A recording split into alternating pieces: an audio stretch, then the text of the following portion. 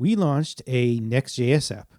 We're DevOps engineers, and we could have gone with Kubernetes, Fargate, the works.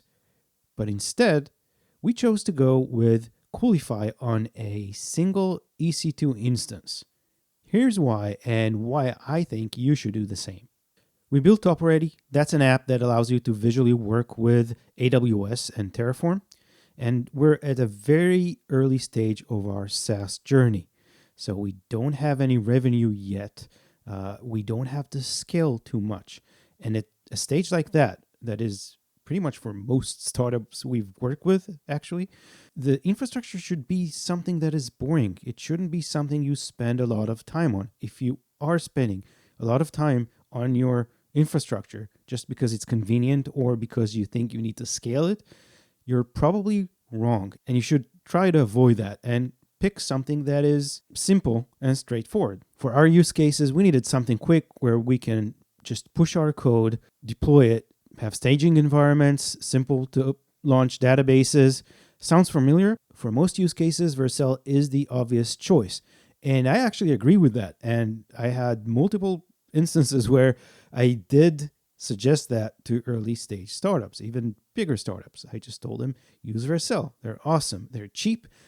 They do get expensive, but usually that happens when you have enough users and actually need the scale. And then again, it's probably worth the money. It's a wonderful service. Okay. So why did we not go with Vercel? A few reasons. So when we initially started working on this project, they didn't have workflows or the queue system. You had to use something external. This is a fairly new feature for them now. I guess it's probably a game changer, but we didn't have it at the time. The next thing is something, this is just a small rant.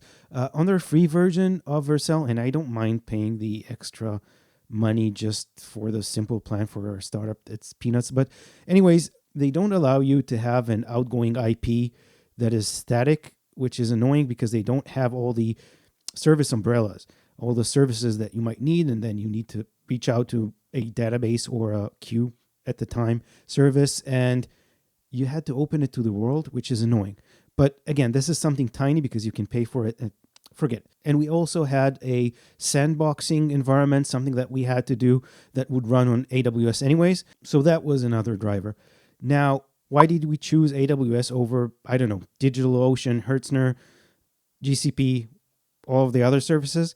This is where I get fully transparent. We do have AWS credits to spend.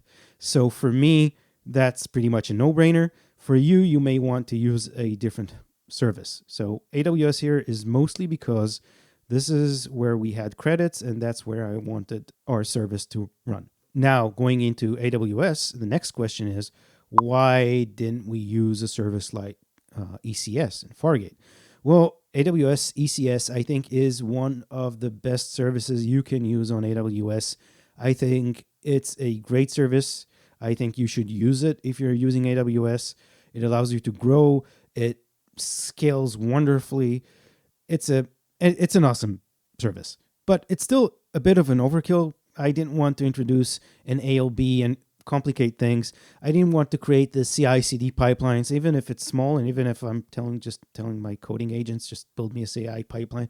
I wanted something very simple. And for that, we found Coolify.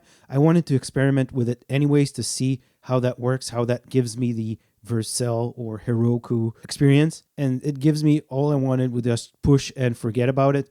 I don't need too much redundancy now, even though you can do that in Coolify, but I don't need it. We're still at an early stage, so it doesn't really matter. And of course, when we do get to a point when we just need to scale a little more, ECS is going to be the answer. Now let's take a look at Coolify to see how we actually used it and why it is very awesome. This is the setup. We have a single EC2 instance running Coolify. We just set it up once. And now it has the two projects. It has the default one, which I'm going to show you soon. And then we have the one for our app. And you see it already comes with different environments that you can set up. We have the staging one. We have the production one. It was really simple to do. And then to actually launch something, you just go to projects. Let's use this project. Add a resource. Boom, you have a list of resources. So if you want the Vercel push to the main branch or another branch to actually deploy something. You can use a private repo integration here that will work, that will automatically build and create something for you and run it there. You can launch databases. So for the staging environment, all I had to do is clone the production environment and then launch a different database. So it's really simple. Just click something like, I don't know, let's click Redis. It gives you that. I can just click start and it starts, and it's very simple. You have environment variables. In apps, you also have preview environments for PRs. You get the whole thing. You get the platform as a service experience, but it's simple. It's self-managed. This is self-hosted. And I have everything here, right? I have, let's start this. Let's see what goes. We have the logs. We have the deployments. We have everything. It's container-based, and it's very simple to use. So for us, again, two very experienced DevOps engineers, software engineers, this was very surprising. This was like a breeze. And now every time we push something, it automatically builds and pushes it.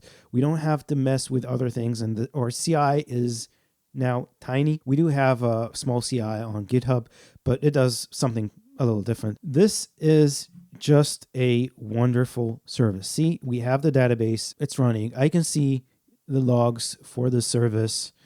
You can ship logs. You can do everything. It does monitoring. It does quite a bit. And the setup was super quick, and I don't have to optimize. I don't have to do a lot of annoying things that I shouldn't be doing because I'm building software. I'm trying to get new users. I'm trying to validate my product. I'm trying to get someone to pay for it, which is the meaning of running a startup. Who is this for? If you're trying to self-host your apps, that's a great option. If you are starting up as a startup, you don't want to use Vercel or can't for some reason, you need some services that you can't run on Vercel or a similar service, that is a great option. You can run it, Coolify, on other cloud platforms as well. And yes, you can scale Coolify, but if you really want to scale, you may need other things, then maybe Coolify is not the answer for you. If we do get to grow and if we do start feeling the pressure, we might go with a different